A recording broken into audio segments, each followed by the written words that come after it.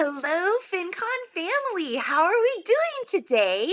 My name is Bethany Bayless, and I am your host for this Facebook Live. We're so excited for today. So let us know that you're here. Please drop in to the comments. I am coming to you live from Los Angeles is where I am today. And it's going to be a great Facebook Live. I don't know if you've noticed, but we have been going through some themes this month. So just a little insight into our content. We have a theme for every single month that we're going to be focusing on. So if you've been watching our Facebook Lives, let us know. Tell me, drop in the comments right now, if you can guess what our theme is for February. That's right. Today is the last day of February. I always forget that February is only 28 days. Anyone else? Anyone else feel that way? Tell me, drop in the comments right now if you can guess what our theme was for February. And we will get to that. Today, I'm really excited because we're going to be having an interview. Again, we're going to host it. It's from Winter Park, that ski trip that we did. And when you get a bunch of people together who are really just doing great work in the space, you cannot help but record some of those conversations. And I have to tell you that this conversation, the content that I am learning just blew my mind. It just blew my mind because of all of the amazing things that you're about to learn. So we have one guess. Is it content that we were focusing on in February? Is that your guess? Or is it a word that I was not saying? I sometimes don't say words. Our focus was not content. Anyone else? Lacey Langford is guessing that our content for February was awesome people. That is a very strong theme that we've been seeing for sure, but not our theme for February. I'm going to go ahead and just give it to you because we're going to get to a really awesome interview in just a few seconds. I think that it will not surprise you that our theme for February was blogging. For all you bloggers out there, I'm sure that blogging, you've learned a thing or two this month about blogging. Today's going to be no different. And if you're a podcaster or a YouTuber, one, this information is still, I learned a lot from it. I'm not necessarily a blogger, but if you're a podcaster or YouTuber, don't worry. Your month is coming. It's coming very soon. And we're gearing up some really wonderful content for that. And today we're going to get to our interview with Tom Drake from Maple Money. He is incredibly gifted when it comes to technical things like SEO or those really complicated things that my brain doesn't necessarily latch onto super quickly. In this conversation with him, I needed to digest over some time. So just remember, if you aren't able to get everything that he's talking about, we have created a blog post for you. We're going to drop that in the comments while we're watching this, and you can always go and see the tools that he's talking about. We're going to be focusing on content auditing and what that looks like for your site. If you're a blogger, if you've been blogging for several years, why should you perform a content audit? It's extremely important, and we're about to find out why. Who is excited for Tom? I'm excited. I am so excited, and I'm telling you, this interview is so good. All right, let's just get to it. I'm so excited. Here we go. Hey guys, I'm Bethany Bayless, and I'm here with Tom Drake from Maple Money, and we're going to talk about content auditing and why that is important, right? Yeah. So, very first question, what is content auditing, and why is it important? Content auditing matters mostly when you have a lot of content. If you've got hundreds of posts at least, you're sitting on a lot of content that might not be doing anything for you. So it's a chance to kind of revive it, bring it back, to do something new with it, maybe add something to it and make it useful on your site again. Why is that helpful? Does it mean that we can get more traffic, or does it mean that it's just nicer and more concise, or does it help in the long run? Yeah, it's mostly a search engine play. Okay. It's about if you wrote a post about a certain topic and you're not actually getting any traffic for that, it's a chance to get that traffic. But it's also just useful for readers. Even if you're getting search traffic for something, but it's using numbers from like 3 years ago or something like that, it's not really helpful to a reader. So exactly. So it's making content that's useful evergreen, and will help you rank as well. You, when going through Content Audit, how much do you rely on SEO and some of the tools that you can utilize when it does come to that optimization? Yeah, I'm a big fan of tools. Ahrefs is a program I use that kind of covers a lot of it. You can see what you're ranking for, what posts get traffic. Of course, you have Google Analytics as well. That'll let you see your own traffic. But between those two tools, that's pretty much everything when it comes to getting to see where you're really sitting currently and where you can take that. Yeah, and because this depends a lot on SEO, can we just touch very briefly on how to find those keywords? Like maybe if you published some posts 3 years ago, you're not using the same keywords that you're using today that you found to be most optimal. So how do you find those keywords? Yeah, that can happen. You maybe wrote a post thinking you're writing it around a certain keyword, but the results are that it's a slightly different keyword. And you can see that in Google Search Console, or you can use Ahrefs, but Google Search Console is a free option. And you can see what post it's ranking for now, and build on that. Like if something's ranking, say, number 11, so it's on the second page, it's only going to take a little bit of effort just to get on the front page, and then you kind of work your way up from there. So it's nice to see what that top keyword is for a post, and you can see that in Search Console, and then you can go and look at different ways you can improve upon that and start making it rank. And like just very basically, you go sign up for that, it automatically searches your site, or is there something else that you have to do on your site so that you can link those two resources? With Search Console? Yeah. Yeah, you should have Search Console and Google Analytics. They can connect to each other. They're both Google products, they'll connect to each other. And then you can go in and you can even see it historical. So even if you don't have Search Console today, you sign up, you can see back, however far back they go. They don't go forever. It might be 90 days, I think. But so you can see all that information, where in analytics you can't see that. Back in the day, you could see, here's all the keywords I rank for, and now they kind of hide it there because of privacy issues.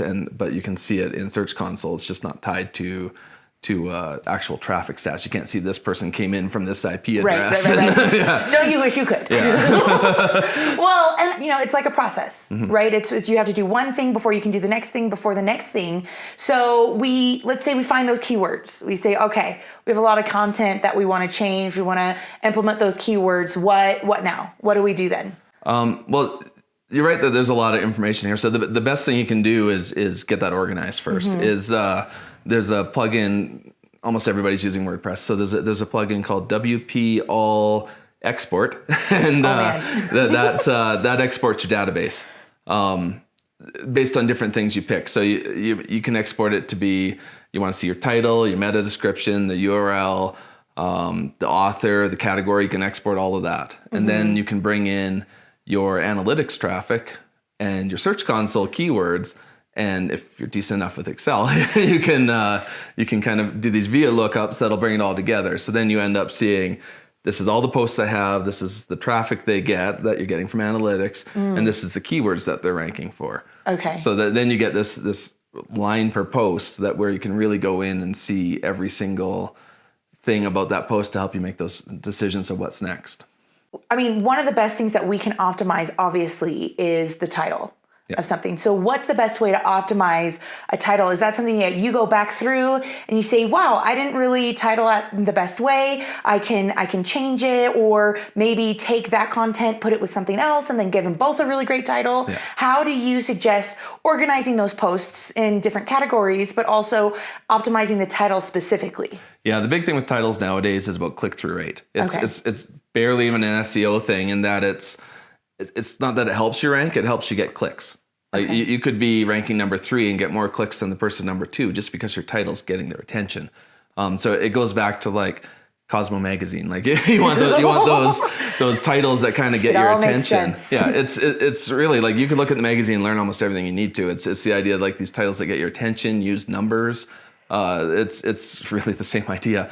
Obviously, if you can have your keyword in there, that's good. Yeah. But it's really not that same kind of play anymore. It's really about getting their attention. And Google looks at this now more than ever. They sort of look at user metrics. So if someone's clicking on your post and leaving, that's a problem. That means they didn't get what they wanted. If someone's clicking on your post and staying, they're getting what they want. Yeah. And just the fact they're clicking on your post. Again, if you're number 3 and you're getting more clicks than number 2, that's telling Google maybe they should switch that and see how that does. So it's a sign. Yeah, and then you mentioned using numbers. How can we use numbers in our titles to be optimized and people go, oh, I want to look at that one? The simplest way would be like 10 ways to save money on groceries, or 100 ways to save, or not save money, 100 ways to make money. There's all these kind of things where I've even gone back and the title never had this number in it, but if you look at your thing, maybe you have 3 subsections in a post, so then it becomes like 3 things you need to know about this. So you can work numbers into almost any post. Yeah. A lot of the big SEOs, most like if they've got an SEO website, most of their the majority of his post titles include numbers. Yeah. So it's just that catchy. Well, and you said 100 ways to save money. Yeah. That's a really long post. Again, it kind of becomes that click-through rate thing. If you have 100 ways to save money and someone else has 10 ways to save money, which are you going to click on? The 100 ways. Yeah, and then you can do things like you can reach out to people and say, I see you linked to this post with 10 ways to save money. I have 100. And they may, it's not easy, but they may decide that your post is more worthy of being linked to.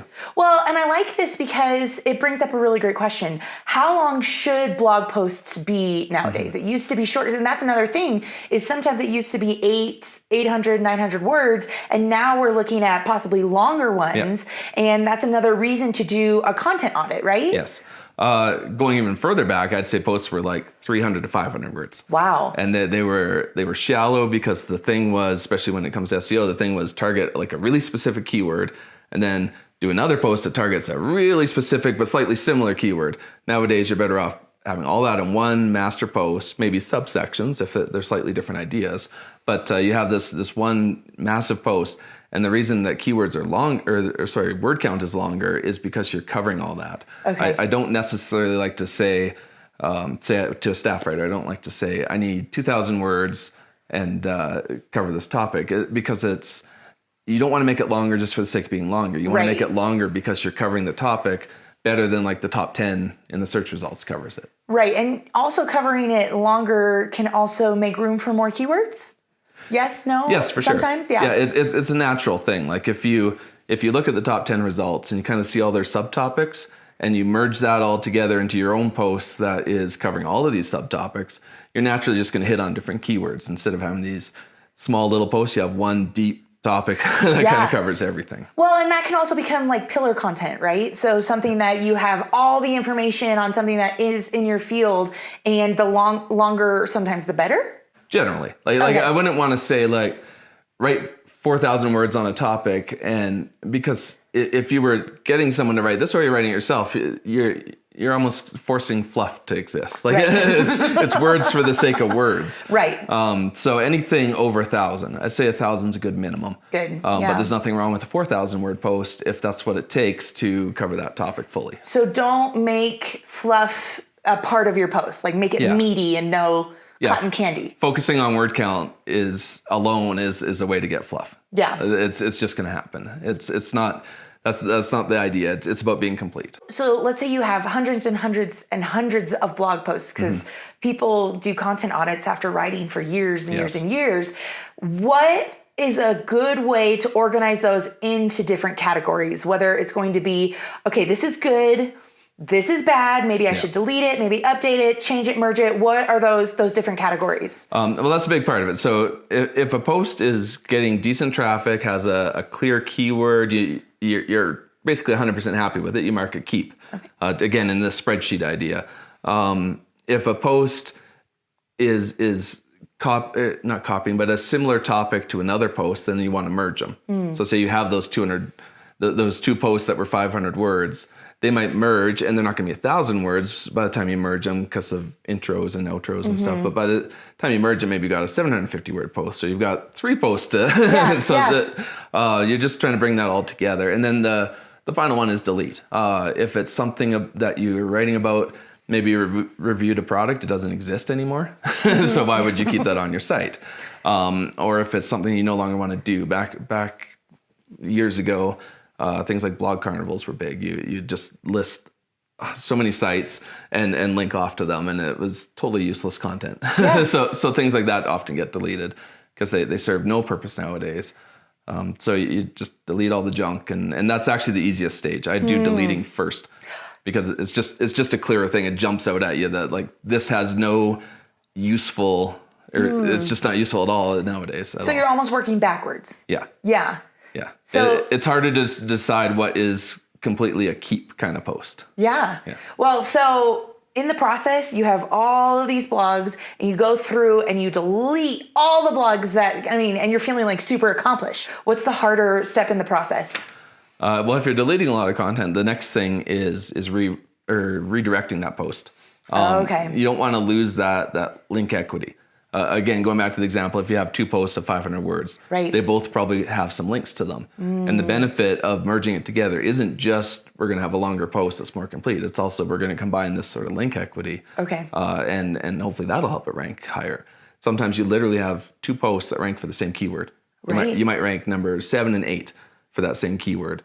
Merging them together, including the links, can move it up to maybe ranking number 3, number 2. Do you want to leave it at it as is, so a 404 shows up, or should you do a redirect, which is like what? A 301? 301. 301. Yeah, I almost always prefer redirect. Okay. Some people say if you don't have an exact post, that you should just let it 404. Okay. Maybe the carnivals or something like that. But half the people also lean on, if you don't have anything to redirect it to, that you direct it to the homepage. It's hard to say for sure what's perfect in that case. Yeah, and it could be just a preference. Yeah. Right? Well, and it's also, we don't know what Google really is thinking all the time. We don't know, can that hurt you to link to the front page? Some unrelated link that's not really about your front page. So it's a bit of the, what's the topic? Like if they're linking saying this is a carnival and now that's your front page, do you want your front page to rank for carnival? Yeah. it's a bit of a murky area. I tend to link everything though. It's like I want to get rid of all the 404s, so I go to the homepage. I'm just a little cautious on it because some people say that's not a great idea. So. Well, and one of the things that occurs to me is if I'm going to this link, it no longer exists, and you're redirecting it to the homepage, I will see, oh, there's the homepage. How will I know that doesn't exist anymore? That's a good point. And that's why 404s are nice too. Like, and again, have a good 404 page though. A lot of default 404 pages pretty much just say you missed out. There's nothing here. Yeah. You could be saying, here's my top 10 posts. Here's how you sign up to the newsletter. You can make your 404 page like a landing page. So you can make use of 404s. That's an awesome idea. In general, because sometimes you have 404s you don't even realize you have. So it's a 404 that can still almost redirect, but people are aware that it's a 404, that this doesn't exist anymore. But, he already intrigued me once. Let's do it again. Yeah. You can have some cute little, oops, you didn't find our page, but here's a bunch of other useful stuff. And here's our lead magnet to some ebook or something like that. Just very basic. How would you go in and edit a 404 like that? Depends on the theme. Okay. Some WordPress themes create a separate WordPress page. Okay. So then it's easy. Yeah. If not, you have to get into the code a little bit where you have to assign a WordPress page. It's scary. It's something that can be Googled, but it does become a problem. But basically, you want to, one way or the other, you want to get so that it's a WordPress page. No different than an about page or a contact us page. So we're talking about people who have had blogs for a really long time. Mm-hmm. Is there anything that people who are just starting out, who don't have to have a content audit yet, and are still growing, still learning, like maybe one day they will have to do a content audit because your message changes, it forms, it morphs. Is there anything that they can keep in mind now, just best practices when writing those blogs, setting up those titles that will help them one day in the future to create that audit? Yeah, this is where we go back to Ahrefs. It's a software that will let them see what keywords people are actually looking for. Just slight differences. Sometimes you might think that a keyword is decent, but you're only guessing. It's nice just to have some kind of backup that you can actually see this is something people search, and then you can kind of build a post around that. Yeah. If you really didn't want to do that, you could do something simple like Answer the Public is a site that's just full of questions. You could put in a little seed keyword and it'll give you a bunch of questions around that topic. And questions are always a good title. Like, should I have a 15 or 30-year mortgage? Like a question can be a title quite easily, and that's often going to be something kind of search-based, even just on a hunch. What are some of the basic things that you should have? For example, we already talked about Google Analytics. What are some other ones that everyone should have on their site for that? Okay. I'm a big fan of Yoast SEO.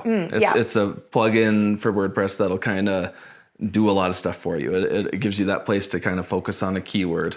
The keyword still has to be useful though. Some people put random keywords in, like say, they're going to say, my keyword's investing. And say, well, you're not going to rank for the front page of investing. And is that really going to help you? Even if you did, it's just not the right intent. Yeah. You still have to put a good keyword in there, but Yoast SEO is huge. It'll make a sitemap for you, which is useful going back to Search Console. You can set your sitemap up in there. Yeah. So now you're telling Google when you have a new post or when you've changed a post. So that's great too. The other side of technical is really speed-based nowadays. Okay. Have good hosting. Have use something like Cloudflare, which is free. It'll sort of cache your site, and that'll make it faster, which will help any site out immediately. It takes minutes to set up, and it's free. So the faster the site, the higher ranking. In theory, yes. Okay. More so if your site is too slow, it's going to hurt your ranking. Okay. I don't think it's like a 1 second site's going to rank higher than a 2 second site. It's more. Okay. So it's like, this one's a 1 second. He's going up to the top. Yeah. Okay. It's a loose factor. So it's more if your site's too slow, that becomes a problem. Okay. So it's just good, and you can do other things like you can sort of compress your images and stuff just to make it go a lot quicker. Yeah. This has been awesome. This is so much good information. Where can people find you so that they can learn even more when it comes to SEO or content audit or anything like this? I write a bit about SEO on CreateHype, CreateHype.com. I don't do a lot of it because I'm focused on personal finance in Canada, but when more for fun than anything else, I'll write about it on CreateHype just to get some ideas out. That's awesome. And where can they find you writing about personal finance? My main site, maplemoney.com, and I have the Maple Money Show, which is a new podcast. Awesome. Well, make sure to check it out, and thank you so much for coming on. Thanks for having me.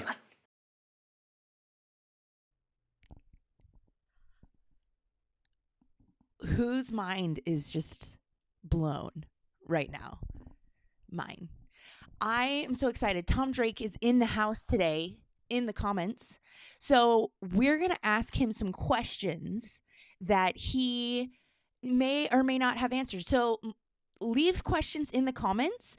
If you had something that maybe you were thinking that I didn't ask, what is that? So ask Tom those questions that you didn't have. I'm sorry, that you may have had that I didn't ask. And then I want to know, so everyone, I want to know what is something that you learned, you're like, oh, I have to be doing this right now. And you're going to implement that today. Let me know. Drop it in the comments. Me personally, I think this is a great concept for anyone. If you have a website, this was one of my favorite takeaways, was make your 404 page, which if you're not familiar with a 404 page, I know you've seen one. It's when a link or something does not exist. And so you're sent to a page and it's telling you this isn't working. It's not on, the website anymore. What I loved what Tom said was make that a landing page for you. Give it a redirect so that people will see or think like, okay, this place doesn't exist anymore, but oh wow, look at these other things that they have. So let me know, drop it in the comments. What is something that you learned today that you are going to implement on your site or on your blog, or if you have a website at all, let me know, drop it in the comments. And again, Tom is in the house today. So if you have a question for Tom, anything, I could be opening this up to lots of questions, Tom, but if you have anything related to this topic of content auditing or SEO or something like that. I know that it's a big topic. There's so many things that we can be learning to constantly improve our sites, to be ranking on search engine optimization things. So please leave a comment, let me know. And if you're here and have not yet said hi to me, please say hi. We have Lacey Langford is in the house. Tom Drake is in the house. Nick True. Tom says that on his 404, he links to his 4 main categories so people can choose their own adventure. Choose your own adventure. Do you guys remember those books where you could choose? That's amazing, Tom. That's such a great idea, because if they're coming to your website for something, they're going to find what they're looking for maybe in one of those other topics. So linking to your 4 main categories so people can choose is a great idea. Super, super awesome.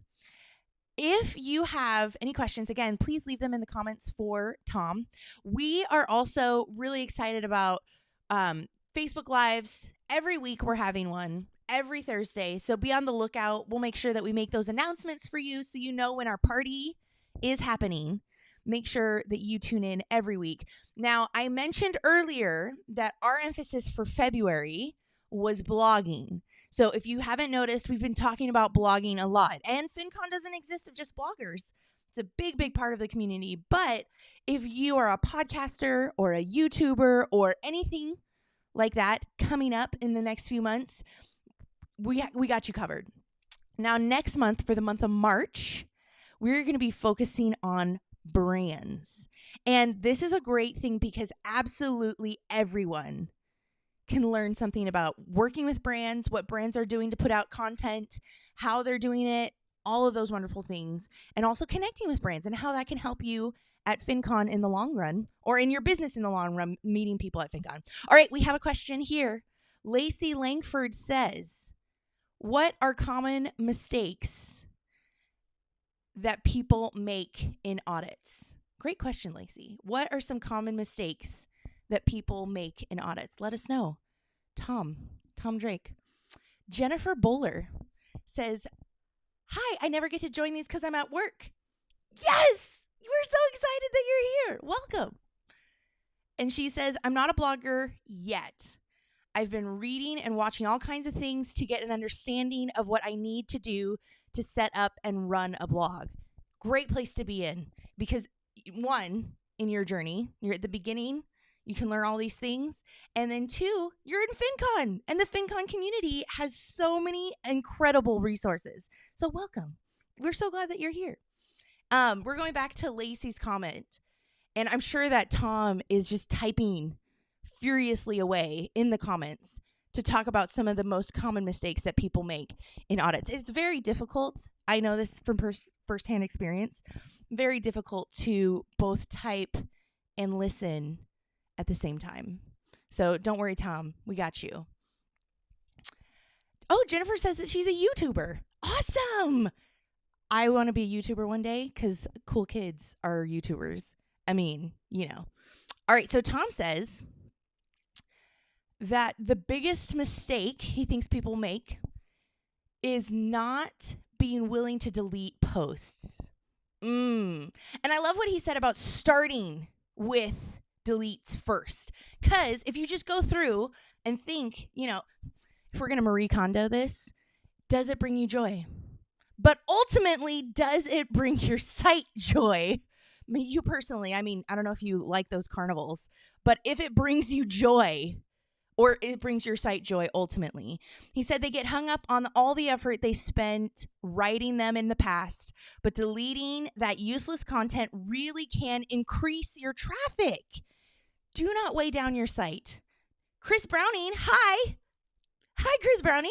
Thank you so much for being here.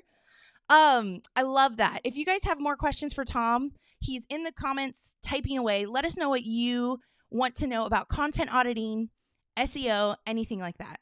And I was loving what Tom was saying about speeding up your site so that it'll rank higher. I thought that was a really interesting concept. And again, if you watch the interview again, we're going to have this. Not only are you going to be able to watch this on the replay, but we have a blog that is going to have this. And then on Monday, we are going to have a podcast with this. And we have a special little goodie for you because at the end of the podcast, Joe Salsihai and I talk about Tom and what he was talking about. We talk about Tom and what content auditing means, and the fact that I'm pretty sure Tom has forgotten more things than I have ever known about SEO, or maybe life in general. I mean, he's so smart. Let's see. Wendy asks, can you explain why deleting increases traffic? Oh, that's a good one. Wendy wants to know, can you explain why deleting increases traffic? And while Tom is typing away furiously answering your question, Lacey Langford said, Tom Drake, thank you. This has been awesome. A lot of actionable intelligence. I feel like that could be an agency. The Actionable Intelligence Agency. AIA. It is such good information. I'm going to go back myself and implement so much of this, of what he was talking about. Even just the tools. One of my favorite quotes from today is that Tom loves tools when it comes to SEO and all of those things. Jennifer says, I hear bloggers talk about linking and coding, and it makes me wonder if I need to take some courses on web design. Very interesting. I don't know the answer to that, but I'm going to leave it up to Tom. Tom is currently probably answering the question, why is deleting important for that? Chris Browning would like to join the AIA, as would I. And Lacey is in there too. All right, this is what Tom says. Let's look at this. Think of your site as having a power equal to 100. If you have 100 posts, each post might get a 1 of link equity. If you deleted half the posts, now the remaining get 2. That's really oversimplifying it. I'm sure Tom oversimplified a lot of his answers when we were. I just love how Tom was just like, well, yes, in theory, yeah. Well, kind of. It was just like, there's so much more. This is a very, very bird's eye view of all of this. He said it's oversimplifying it, and I don't recommend that you have to delete half the site, just keeping the math simple. That's an excellent point. Oh, so good. Lacey Langford, Tom loves tools should be a t-shirt. Lacey, are you gonna make those? Please do. Wendy says, thank you. That makes sense. And it does. That's an excellent idea. Tom, if you are still typing away furiously, we had another question about coding, and it makes me wonder if it takes some courses on a web design. So I don't know, it's the bloggers out there, how you write your posts. Do you write them in HTML or do something else? That's a really interesting idea. I don't know. I personally am not a blogger. I love bloggers. Bloggers are an incredible group of people, as we know, because this is why FinCon exists. All right, Tom says, I don't think you do. If you ever came up against something you can't do, you could find someone on Upwork or just a few dollars. The 404 page is a good example. You might be able to pay $20 to $50 to get one of those done overseas. Oh, that's an excellent point. So if there's something you can't do, don't worry about it. You can do a lot of things, but you don't have to do everything. This is something that I'm learning in my life right now. You don't have to do everything. So, if you can't do it, Google is an excellent resource. If that's, you're coming up short, look to see if you can get it done for you. Excellent. All right, we have Chris Browning, and he says, is there a percentage of posts you would recommend we clean up / delete? Ooh, interesting. So if you have a lot of posts and there's a lot of content, should you have a number that you could aim for, or does it just depend on what brings your site joy? Like we're talking about Marie Kondo, that stuff. So Chris Browning asks, is there a percentage of posts you would recommend we clean up or delete? Excellent question. Tom Drake is once again writing away very furiously about all of these things. He is just wonderful. And I love the content that we're talking about today. The content is very actionable and very, very practical. So these tools you can download today. You can look at them. You can just see what are some things that you could do to improve your site so that you can rank in that search engine optimization. SEO, you cannot hide from it. Also, the AIA will find you. If you want to know what the AIA is, look in the comments. Do we, while Tom is answering that question, is there a percentage of posts you would recommend that we clean up or delete? We're so glad that you joined us today. This has been a wonderful Facebook Live. Lots of really great interaction. If you're watching this in the replay, please still feel free to leave comments. Please ask your questions. Let us know that you're here, that you're watching in the replay. And then, if you stuck around this long, please let us know what is the best time of the day. What's the best time of the day that you would like these Facebook Lives? Is this a good time for you? Or would you prefer later in the day? Please let me know, because we want to make sure that the most people can come to this Facebook Live as possible. And so Chris Browning has a bonus question. He said, would my SEO be improved if I moved to Canada? It's an excellent question. I think a lot of things could be improved if we moved to Canada.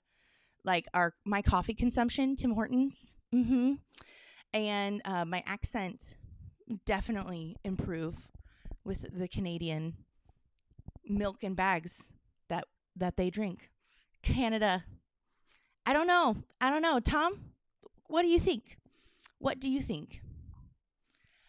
So Wendy would like to know, how would this be actionable to podcasters who create their show notes to feel like a blog post? Does it?